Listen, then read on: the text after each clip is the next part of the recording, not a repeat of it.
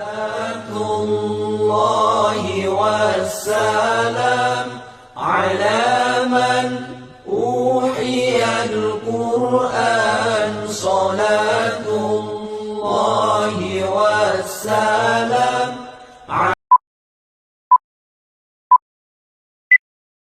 Bismillahirrahmanirrahim. Assalamualaikum warahmatullahi wabarakatuh. Bismillah, alhamdulillah, salatu wassalamu ala rasulillah wa ala alihi wasahbihi wa mawala, la hawla wa la quwata illa billah. Wa ba'du ilahi anta maqsudi wa ridhaka matlubi atini mahabbataka wa ma'rifatak. Allahumma faqihni fid dini wa alimil hikmata wa tawila.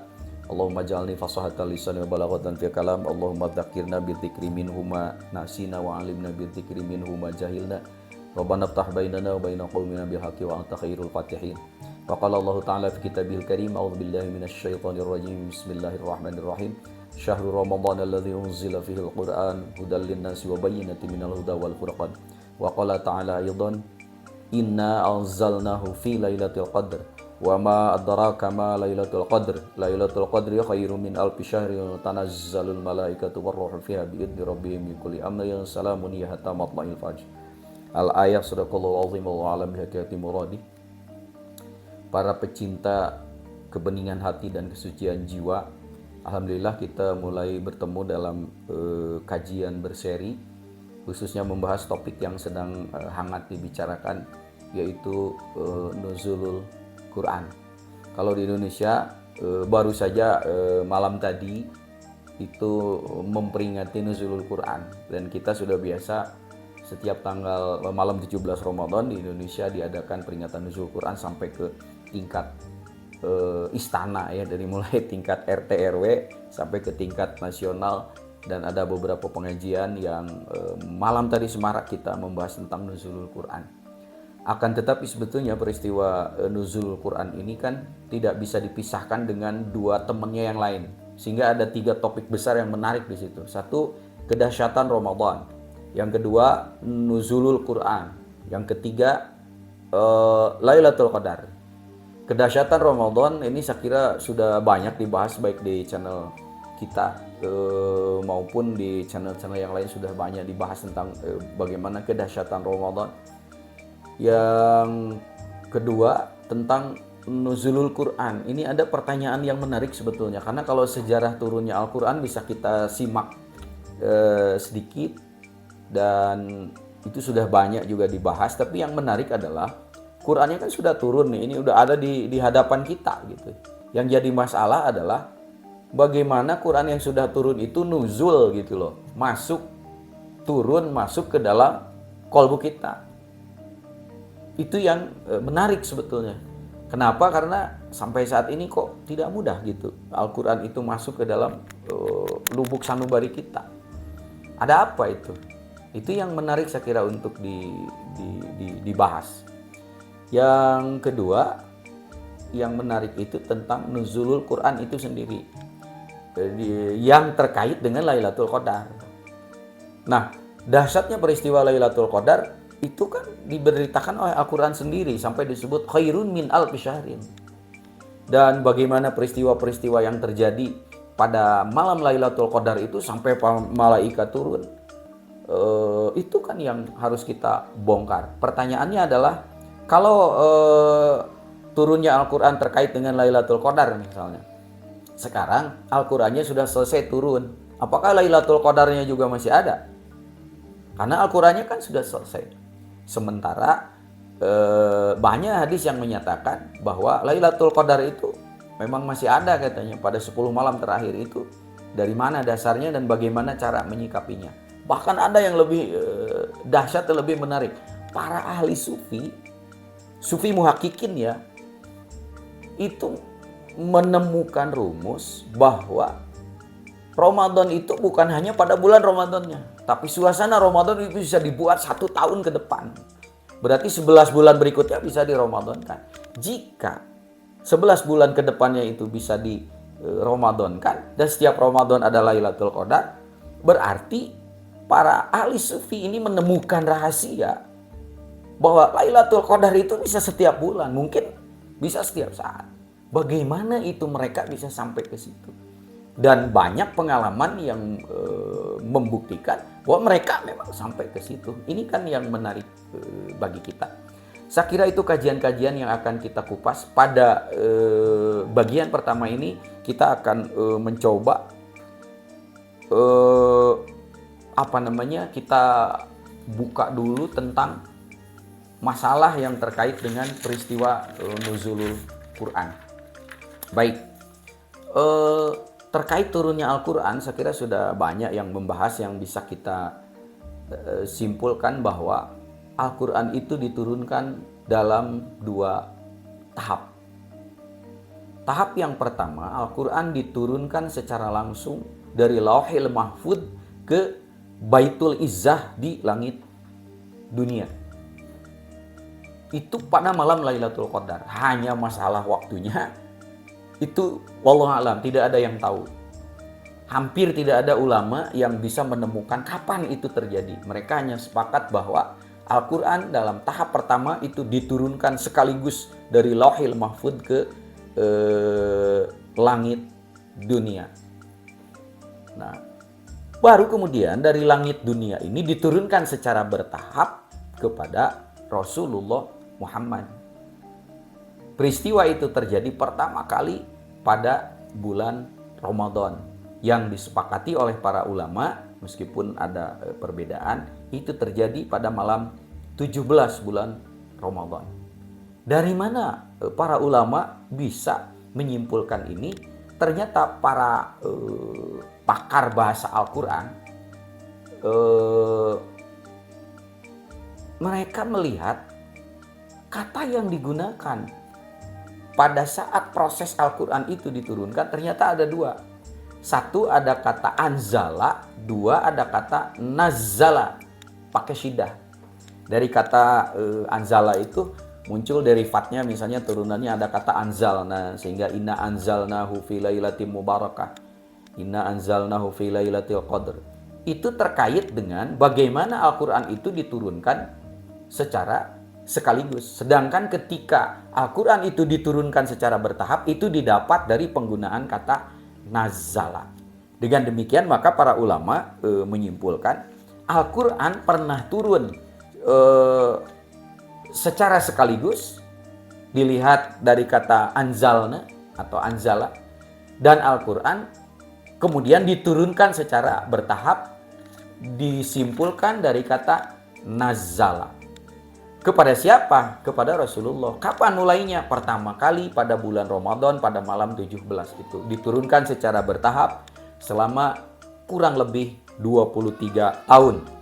Dengan Quran surat yang pertama diturunkan, Quran surat Al-Alaq ayat 1 sampai 5. Nah, nanti para ahli sufi, para ahli tafsir sufi itu membongkar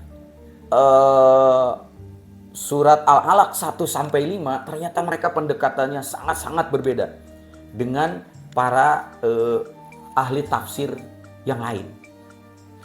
Di mana titik perbedaannya? Itulah rahasianya akan kita bahas pada pertemuan-pertemuan berikutnya. Baik. Yang menarik adalah Al-Quran di Indonesia diperingati turunnya pada malam 17 Ramadan. Itu terutama di Indonesia. Dari mana itu sumbernya? Para ulama ahli tafsir sepakat merujuk kepada ayat Quran surat 8, surat Al-Anfal ayat 41 yang di ujungnya mengatakan Yaumal Furqan, Yaumal Taqal Jam'an. Hari diturunkannya Al-Furqan dan mereka menerjemahkan Al-Furqan itu adalah Al-Quran, Yaumal Taqal Jam'an, yaitu hari ketika 2 pasukan besar bertemu di Bukit Badar yang disebut dengan Perang Badar.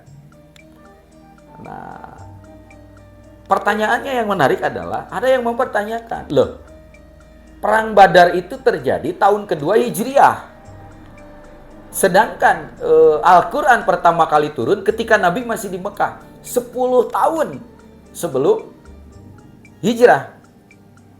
Jadi bagaimana itu bisa seperti itu? Makanya di situ ada 2 kelompok besar ulama yang meyakini bahwa tetap pada tanggal 17. Jadi tanggalnya sama, hanya mereka tidak sama dalam tahunnya. Kalau ukurannya tahun kedua Hijriah berarti kan jauh. Ya, karena ketika Al-Quran itu turun, Nabi masih di Mekah 10 tahun sebelum hijrah. Jadi kalau begitu yang disepakati oleh para ulama, apanya? Tanggal 17-nya. Nah, Indonesia menganut paham ini gitu. Jadi pada malam 17 Ramadan itu kita memperingati peristiwa nuzulul Quran. Apakah ada yang memperingati selain tanggal 17? Ada. Di beberapa negara di Timur Tengah misalnya, mereka tidak tanggal 17 memperingati nuzulul Quran itu. Alasannya apa? Alasannya karena dikaitkan dengan peristiwa Lailatul Qadar. Karena Al-Quran diturunkan pada malam Lailatul Qadar. Lah masalahnya apa? Masalahnya adalah Lailatul Qadar itu seringkali terjadi pada 10 malam terakhir. Berarti setelah 20 ke sana, berarti 21, 23 dan seterusnya. Sehingga mereka tidak memperingatinya di tanggal 17 itu, tapi dari tanggal 20 ke sana, itu pun pada malam ganjil. Makanya untuk yang kelompok ini para ulama lebih banyak memperingati nuzulul Quran itu pada tanggal 27 Ramadan gitu. Berarti dikaitkan dengan peristiwa nuzulul Quran, dikaitkan dengan peristiwa Lailatul Qadar, karena Al-Quran turun pada malam Lailatul Qadar, dan Lailatul Qadar sering terjadi pada 10 malam terakhir, terutama pada tanggal 27. Dua-duanya benar, dua-duanya bisa benar. Mangga mau pakai yang mana saja gitu ya. Kalau mau pakai misalnya yang dari mulai malam 17, atau jangan malam 17-nya saja. Karena di situ ada malam Lailatul Qadar. Kalau misalnya percaya ada malam-malam ganjil, berarti kan ada 17, 19, 21 nyambung dengan yang tadi. Yang tidak boleh itu adalah ini. Ketika diberitahu bahwa Lailatul Qadar itu sering terjadi pada malam ganjil, maka ya begitulah manusia sering mengambil kecenderungan yang enaknya aja, sehingga ibadahnya itu diporsir pada malam-malam ganjil itu. Malam genap, ya mereka hari-hari lagi. Misal gitu ya, tukang mancing saja pada malam-malam ganjil itu mereka berhenti mancing. Tapi pada malam genap, ya mereka mancing lagi. Misalnya ada kejadian-kejadian seperti itu. Ya mudah-mudahan kita tidak pilih-pilih lah dalam beribadah. Yang paling penting bahwa Al-Quran itu disepakati turun pada bulan Ramadan. Itu ayatnya jelas. Syahrul Ramadan alladzi unzila fihi al-Quran. Nah, yang jadi masalah sekarang yang kedua. Apakah Al-Quran itu hanya menjadi petunjuk untuk umat muslim saja? Karena ini pertanyaan yang menarik. Dan kita merasa seperti itu. Mungkin manusia yang lain juga merasa seperti itu. Quran itu untuk muslim saja gitu kan, sehingga yang lain nggak open sama Al-Quran. Padahal jawabannya jelas. Siapa yang mengatakan begitu? Allah sendiri di dalam Al-Quran. Allah sendiri mengatakan hudal linnasi wa bayyinatin minal huda. Enggak ada kesukuan, enggak ada rasialis, enggak ada agama, enggak ada apapun. Dan itu yang menginformasikan bukan Rasulullah Muhammad. Siapa? Allah. Masalahnya kan ada orang yang tidak percaya kepada kerasulan Muhammad, bahkan tidak percaya kepada Allah. Sehingga ketika dinyatakan bahwa Al-Quran itu hudal linnas, petunjuk untuk semua manusia, tanpa pandang bulu, ras, suku, agama, dan lain-lain, maka ya banyak saudara-saudara kita yang tidak mempercayainya. Saya kira itu urusan mereka, karena akan berurusan nanti dengan Allah. Bagaimana sikap Al-Quran terhadap kitab-kitab yang lain kalau begitu? Musaddiqal lima baina yadayhi. Berbagai kekurangan kitab-kitab yang sebelumnya disempurnakan oleh Al-Quran. Maka ketika hidup di akhir zaman, semestinya nabinya akhir zaman, Nabi Muhammad. Kitabnya juga kitab akhir zaman, yaitu Al-Quran. Kenyataannya tidak demikian. Baik, kita tinggalkan polemik dan perdebatan itu. Yang jadi masalah adalah sekarang, jangankan oleh umat lain, Al-Quran ini, oleh umat Islam sendiri ketika Quran itu sudah ada di hadapannya, yang membahas Al-Quran ada di mana-mana kajiannya.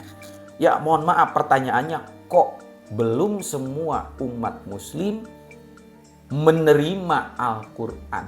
Dan Al-Quran ternyata tidak mudah masuk ke dalam dada seorang muslim sekalipun. Itu pertanyaan yang menarik yang seharusnya kita pertanyakan ke dalam diri kita. Ya mudah-mudahan tidak termasuk kita ya. Naudzubillah ya, karena ada hadis yang menyatakan bahwa Allah itu punya keluarga di planet bumi ini. Ya kayak apa ya gitu, keluarga Allah itu. Lalu siapa? Jawabannya adalah Ahlul Quran.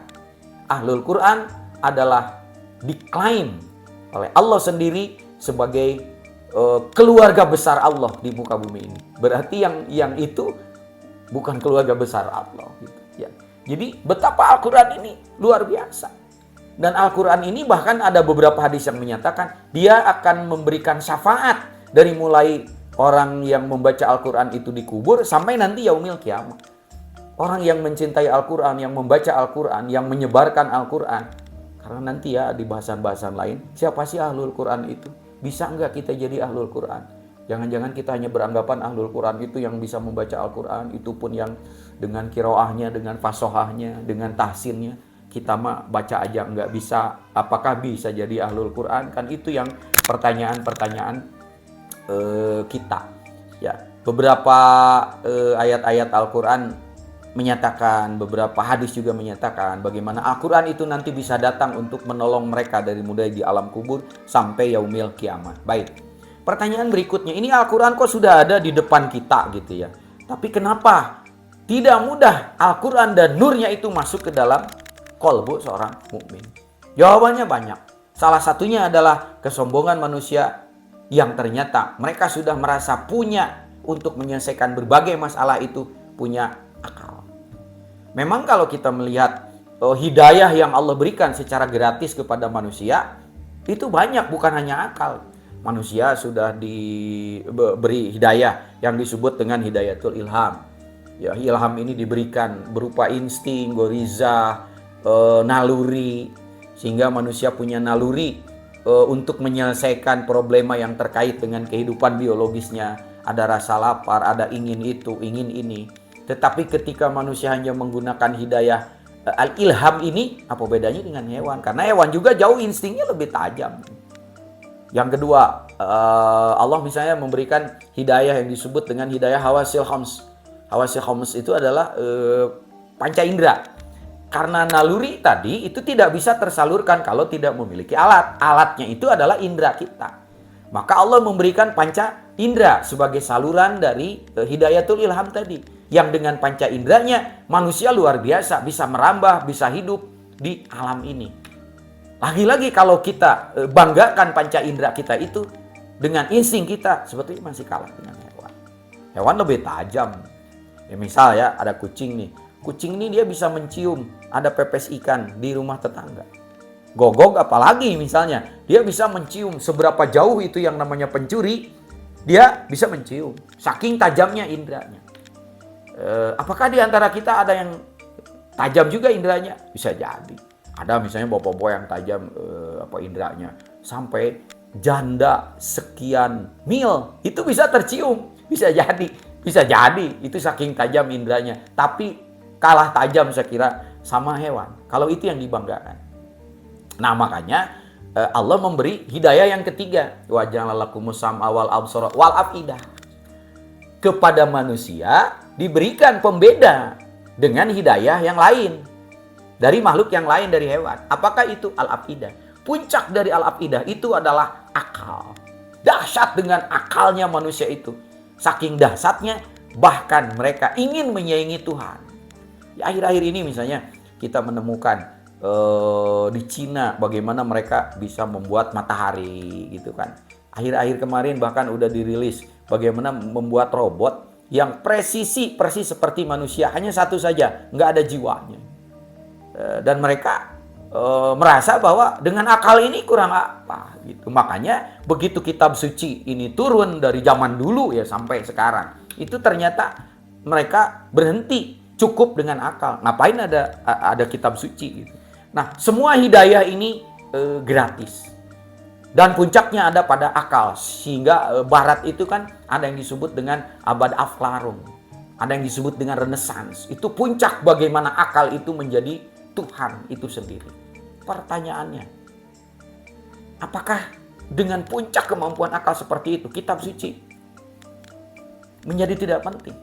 Jawabannya dalam sejarah terbukti Ternyata tidak bisa. Kenapa? Karena akal tidak akan sanggup menjawab 7 pertanyaan inti. Kalaupun bisa dijawab, tidak memberi kepastian. Itu hanya olah nalar aja.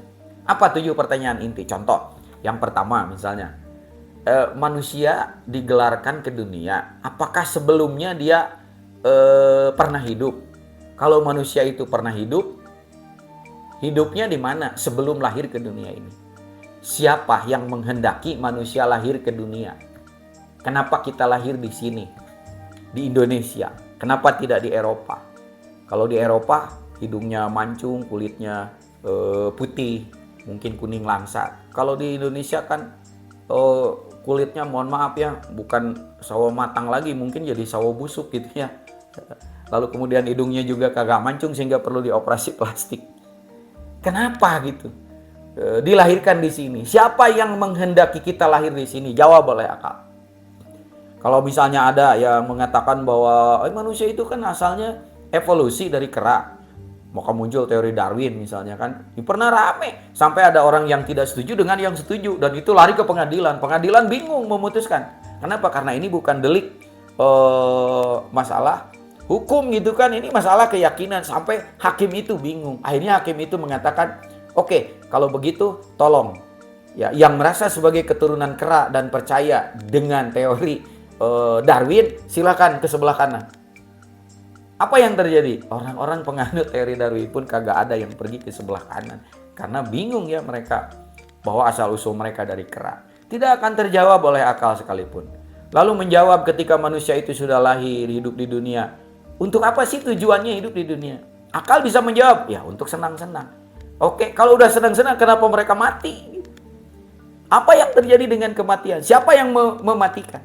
Lalu setelah mati, ada apa kejadiannya? Apa selesai begitu saja? Karena ada berita-berita yang sains juga hasil rekayasa akal bisa membuktikan bahwa ada the day after. Ada hari-hari setelah hari ini. Akal tidak bisa membuktikannya. Disitulah maka perlu hidayah yang keempat. Itulah yang disebut dengan hidayatuddin. Di hidayatuddin ini Allah menurunkan ya manual untuk petunjuk bagaimana supaya manusia itu hidup, selamat, tahu asalnya, apa tujuan hidup, dan kembali kepada asal. Itulah kitab suci. Dan yang terakhir adalah Al-Quran. Mereka tidak paham. Oke, Allah pilih orang yang bisa menjelaskan dari kitab suci tersebut. Siapakah? Para nabi. Nabi tidak ada, diteruskan oleh sahabat, tabi'in, tabi'in, sampai ulama mutakhirin, sampai ulama-ulama para pewaris nabi. Itu adalah mereka-mereka yang memberitakan dan menjelaskan tentang petunjuk hidup ini. Sehingga Al-Quran ini ada di hadapan kita. Pertanyaannya tetap belum terjawab. Kenapa? Atau kalau begitu, ya, Al-Quran sudah di hadapan kita, tetapi Al-Quran itu tidak mudah masuk ke dalam nur, ke dalam dada seorang mukmin. Itu kan masalah yang menarik.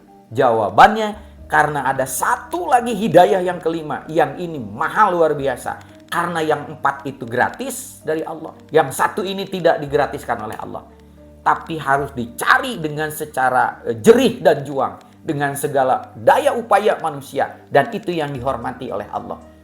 Dan ini harus dicari oleh manusia itu sendiri, tidak gratisan. Apakah itu?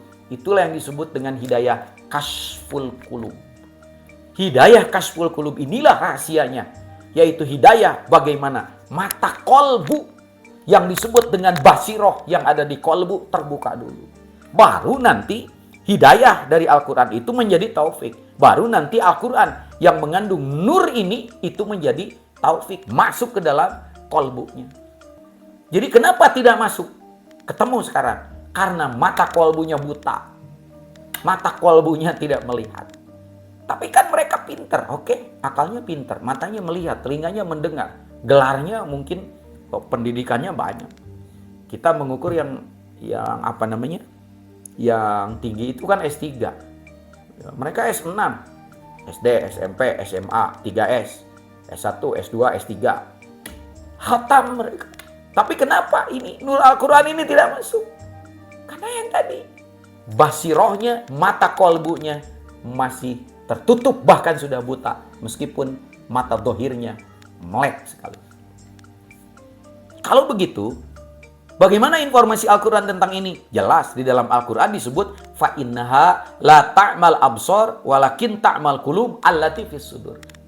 Mereka bukan tidak melihat, mereka bukan tidak mendengar, semua panca inderanya berfungsi, bahkan normal sekali, akalnya cerdas luar biasa. Fa innaha la ta'mal absor walakin ta'mal qulub allati fis sudur. Bukan buta matanya, tetapi buta mata hatinya yang disebut dengan basiroh yang ada di dalam as-sudur mereka. Ini yang jadi masalah gitu ya. Itu sebab ketemu sekarang kenapa Al-Quran ini sudah turun, sudah di hadapan kita, sudah selesai, tapi ternyata kok belum masuk ke dalam kolbu, sehingga memberikan cahaya dan penerangan di dalam kehidupannya karena mata kolbunya masih buta atau sudah jadi buta. Dan di dalam Quran surat Bani Israil ayat 72 lebih ngeri lagi, wa man kana fi hadhil a'ma wa huwa fil akhirati a'ma wa adallu sabila. Barang siapa yang mata kolbunya di dunia ini masih buta, maka di akhirat dia akan dibangkitkan kelak dalam keadaan lebih buta lagi. Wa adallu sabila, dan ketika hidup di dunia ini dia sudah mengambil jalan yang sesat. Jadi sudah tersesat. Tersesat bagaimana? Tersesat oleh gelarnya, tersesat oleh dunianya, tersesat oleh kebanggaan pangkatnya, tersesat oleh kepopulerannya, tersesat oleh berbagai kepentingan dirinya. Kesesatan-kesesatan itulah yang membuat dia pada akhirnya buta. Persis seperti orang yang masuk ke ruang yang gelap, dia tidak tahu apa-apa. Karena tidak ada nur, tidak ada cahaya yang meneranginya. Kalau begitu, kesimpulannya adalah bagaimana caranya untuk membukakan mata kolbu, sehingga nur hidayah dari Al-Quran yang sudah turun ini bisa masuk ke kita. Jawabannya hanya ada dua, tidak ada pilihan, dan dua-duanya harus sejalan. Jalan yang pertama adalah jalan syariat, yang kedua adalah jalan hakikat, dan kalau bisa dua-duanya ini jangan terpisah. Jalan syariat, pertama, laksanakan seluruh perintah kewajiban syariat, kewajiban agama. Tentu saja bagi orang yang beragama. Bagi orang yang tidak beragama, wah sudah tidak masuk. Ya, jangankan membuka mata kolbu, beragama saja tidak gitu kan. Dan sekarang ada kan yang lebih berbahaya. Ini saya kasih tahu nih buat kawan-kawan generasi muda. Ini lebih berbahaya daripada paham komunis. Ini yang disebut dengan paham spiritual non-religius. Spiritual non-religius itu adalah paham yang meyakini bahwa untuk baik, kata mereka nih, untuk soleh, untuk menjadi orang yang berguna, tidak perlu mengafiliasikan kepada agama tertentu. Kenapa? Karena orang-orang yang bermasalah itu, kata mereka, itu orang-orang yang beragama. Lihat misalnya orang yang korupsi, lihat orang yang jahat, lihat orang yang berperang, lihat orang yang saling membunuh, itu ternyata orang-orang yang beragama. Maka kata mereka, untuk soleh, untuk baik, tidak perlu berafiliasi kepada agama tertentu. Yang penting kita baik. Kalau kita masuk ke agama tertentu, kita ribet katanya. Wah, ini sangat digandrungi oleh anak-anak muda. Makanya jangan kaget kalau misalnya para bunda punya anak, anaknya itu punya pacar. Pacarnya ini luar biasa spiritualnya. Dia baik, dia soleh. Tapi ketika diajak untuk masuk kepada ritual agama, diajak sholat, diajak ke gereja, dia nggak mau. Mungkin di antara para pemirsa ini ada yang punya pacar. Pacarnya itu luar biasa. Wong ketika Anda ulang tahun saja, dia kadonya itu mukena, dan mukenanya itu luar biasa. Kadonya ajak Quran, kadonya ajak kitab suci. Tapi ketika diajak untuk sholat, diajak untuk ritual keagamaan, untuk ke gereja, nanti aja dulu, oke lah adik saja dulu. Kan luar biasa itu. Dan ini menarik gitu. Untuk anak-anak muda yang tidak tahu bahwa ritual agama itu tidak bisa dipisahkan. Agama itu kan spiritual, ya spirit, ya ritual. Kalau spirit saja, kebatinan. Kalau ritual saja, bukan agama, itu budaya namanya. Waspada ya, paham ini mulai banyak beredar. Nah, karena itu maka kalau mau terbuka mata kolbu, jalan syariat, nggak ada cara lain. Laksanakan sekuat tenaga perintah dari ritual keagamaan yang disebut dengan syariat. Wujudnya apa? Berbagai ibadah. Mana ada agama yang tidak ada ibadahnya? ibadah-ibadah yang dianggap ritual ini itu ternyata nanti menghasilkan apa yang disebut amal soleh. Nah, amal soleh inilah nanti yang akan menghasilkan, mohon maaf kalau bahasa saya ganti dengan istilah token, dengan istilah pulsa, dengan istilah kuota, dengan istilah yang lain, amal soleh inilah yang nanti menghasilkan tip-ek itu. Untuk mentip-ek apa? Untuk menghapus apa? Untuk menghapus noda, dosa, dan kesalahan yang menutupi mata kolbu manusia. Karena nggak ada yang menutupi mata kolbu kecuali dosa dan kesalahan. Lah, saya kan tidak berzina, oke. Tapi kita lalai saja mengingat Allah. Menurut hukum hakikat, itu dosa gitu loh. Jadi kalau ada manusia yang mengatakan saya tidak pernah berdosa, kata Imam Ghazali, dia sudah berdosa. Mana ada sih manusia yang tidak lepas dari dosa? Setitik dosa menutupi, menghasilkan noda hitam di dalam mata kolbu kita. 2 kali berbuat salah, 3 kali dan seterusnya. Sampai kata Imam Ghazali, mata kolbunya itu tertutup oleh debu-debu kesalahan. Mau dibersihkan dengan apa? Untung ada ayat Al-Quran yang menyatakan, Innal hasanat yudhibna sayyi'at. Ternyata amal soleh, itulah yang bisa menghapus dari sayyi'at dan berbagai dosa. Nah, makanya nanti kalau kita misalnya mau ingin banyak terbuka, ya frekuensi ibadahnya harus dinaikkan. Jangan sampai nanti noda-nodanya lebih banyak, tip-eknya sedikit. Jangan sampai nanti yang menutupi mata kolbunya banyak, amal solehnya untuk membuka dan mengorek itu sedikit.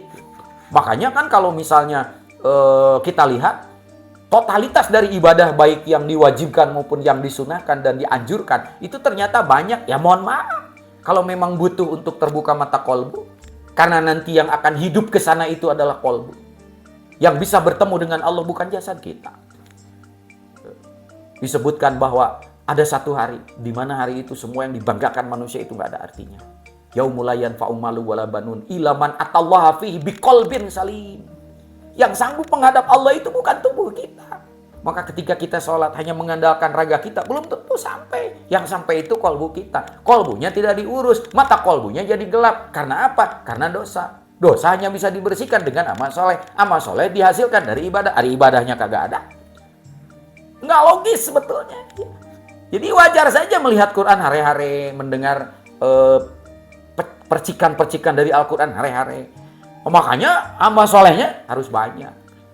Atau merenan Pak Isep capek.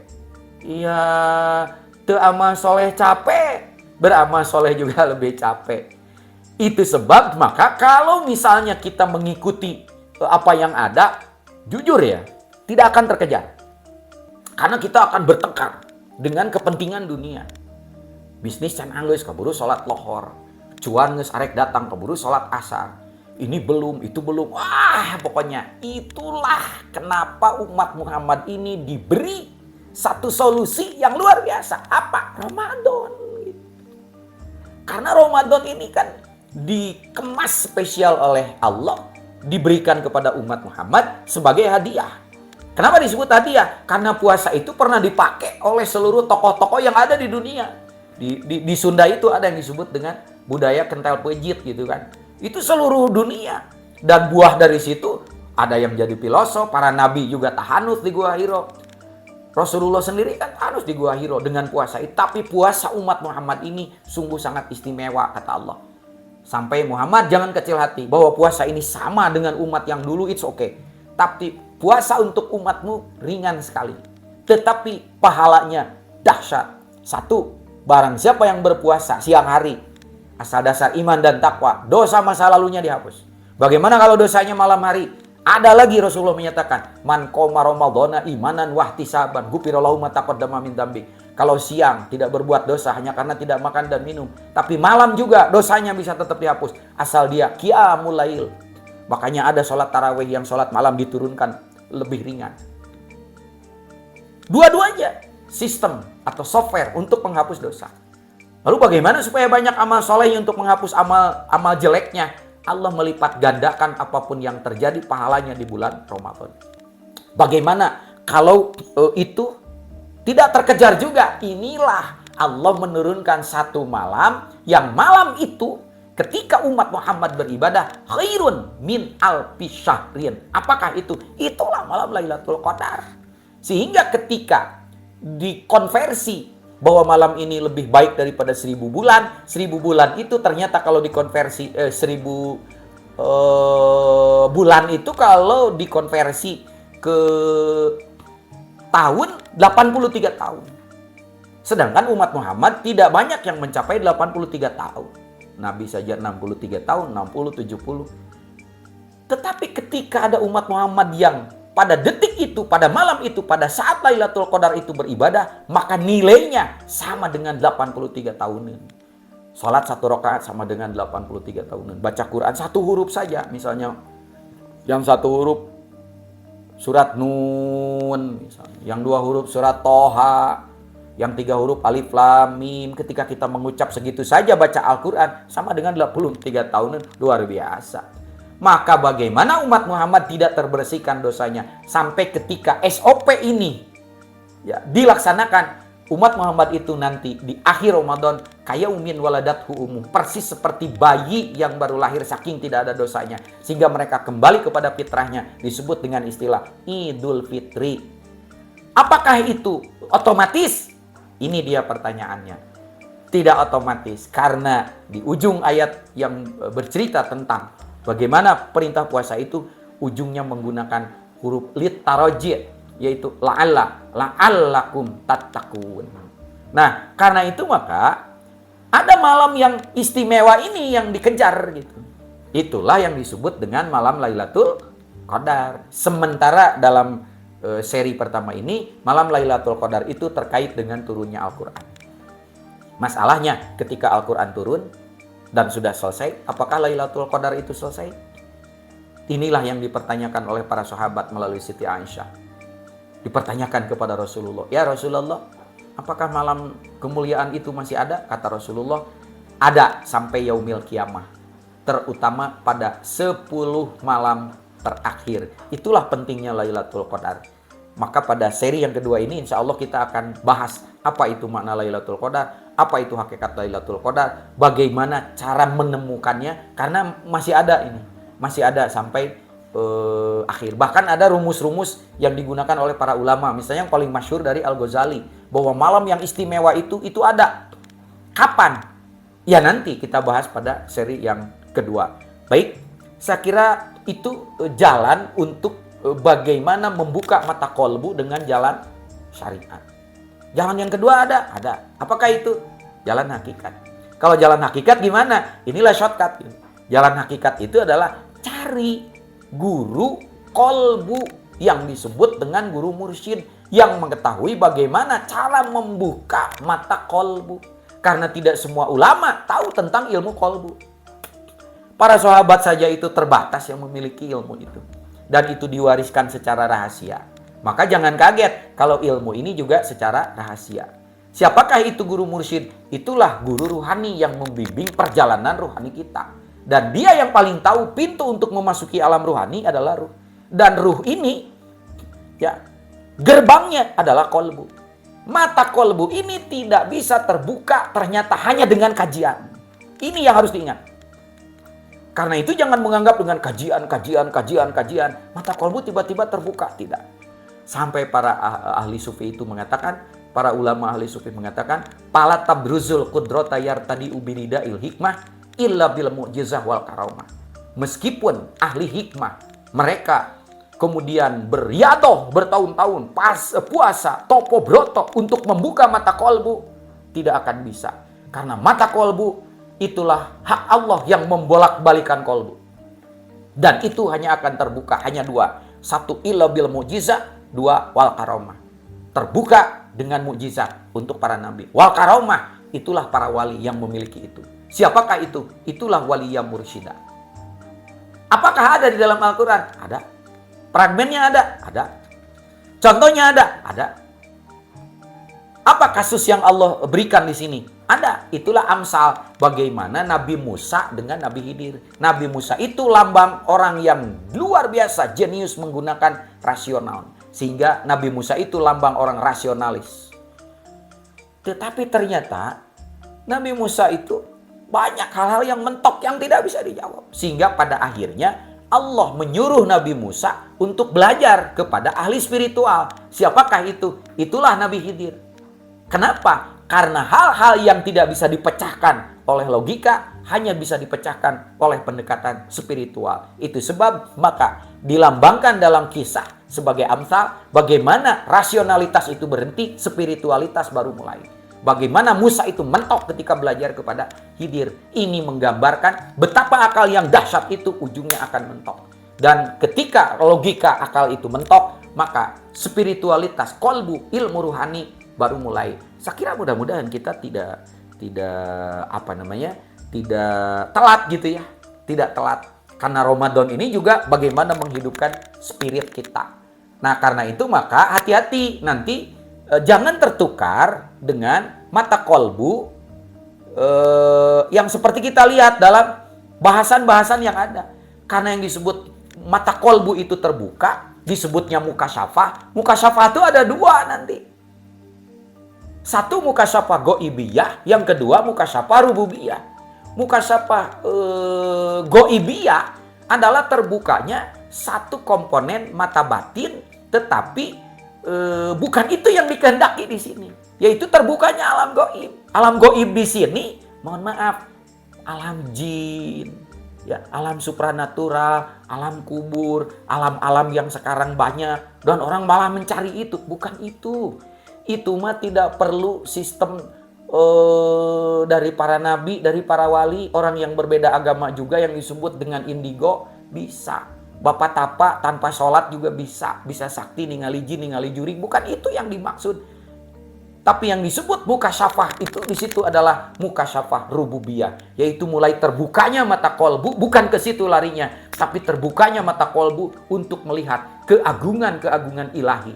Maka nur ilahi yang ada di dalam Quran masuknya juga ke situ, bukan ke alam goib. Kalau ke alam goib nanti masuknya kepada klinik. Makanya ada spiritual, ada supranatural. Yang itu supranatural tidak perlu untuk memakai pendekatan keagamaan. Mungkin mirip ya puasa dan lain-lain, tapi bukan itu yang dikehendaki. Nur Quran tidak akan masuk ke situ. Tapi anehnya manusia lebih cenderung ke situ, dan di situ yang dicari kesaktian. Maka banyak ahli-ahli kesaktian, orang menyebut ahli hikmah, paranormal, orang pinter dan lain-lain. Tapi yang ini, yang spiritualis ini tidak lari ke situ. Ahli sufi yang hakiki, dia tidak terjebak dengan itu. Apa bedanya? Sangat beda. Kalau yang ahli supranatural, kekuatan goib itu digunakan, diperintah. Bila perlu Allah gak dibujangkan. Tapi ahli spiritualis yang hakiki, yaitu sufi muhakikin, dia berserah diri kepada kekuatan goib itu. Kepada siapa? Kepada Allah. Makanya sangat jauh berbeda. Saya kira itu. Maka Quran surat Al-Kahfi ayat 17 mengisyaratkan mayyahdillahu fahuwal muhtadi wa mayyudlilhu falan tajida lahu waliyyan mursyida. Barang siapa yang dikehendaki mendapatkan petunjuk, maka dia akan ditunjukkan. Wa mayyudlilhu falan tajida lahu waliyyan mursyida. Dan ketika Allah berkehendak karena akibat perilaku dia sendiri untuk sesat, maka dia tidak akan menemukan guru ruhani, petunjuk yang membuka guru kolbu itu. Dan sekali lagi kesimpulannya, maka nuzulul Quran ini bukan hanya sekedar memperingati tentang peristiwa turunnya Al-Quran, dan Al-Quran mah sudah ada. Tapi bagaimana Al-Quran dan nurnya itu masuk ke dalam diri kita. Dia tidak akan bisa masuk kecuali melalui pintu ruhani, yaitu yang disebut kolbu. Tapi kolbunya sudah gelap. Kolbunya sudah kotor. Tidak ada yang bisa membuka ini. Kalau secara syariat berbanyak amal soleh. Mudah-mudahan puasa kita bisa sedikit-sedikit ya menguak tentang kegelap gulitaan itu. Tapi ada jalan hakikat. Semoga dipertemukan dengan orang yang memahami tentang perjalanan kolbu kita, yang diisyaratkan dengan amsal cerita dari kisah Nabi Musa dan Nabi Khidir, dan juga disebutkan di dalam surat Al-Kahfi adanya seorang wali mursyid. Dan kalaupun misalnya Allah berkehendak, siapa tahu kita bisa mendapatkan petunjuk itu pada malam yang ditentukan. Apakah itu? Malam Lailatul Qadar. Insya Allah pada seri yang kedua kita akan perdalam tentang apa sih Lailatul Qadar, bagaimana cara mendapatkannya. Dan yang menarik lagi adalah kalau keburu ya, kalau enggak kita di sesi 3, kok para ahli sufi menemukan rumus bahwa Lailatul Qadar itu bisa setiap bulan, bisa setiap saat. Gimana itu caranya? Saya kira itu, walafu minkum, semoga kita mendapatkan informasi yang bermanfaat, yang memicu kita untuk senantiasa mendekatkan diri kepada Allah di bulan Ramadan ini. Terima kasih. Wassalamualaikum warahmatullahi wabarakatuh.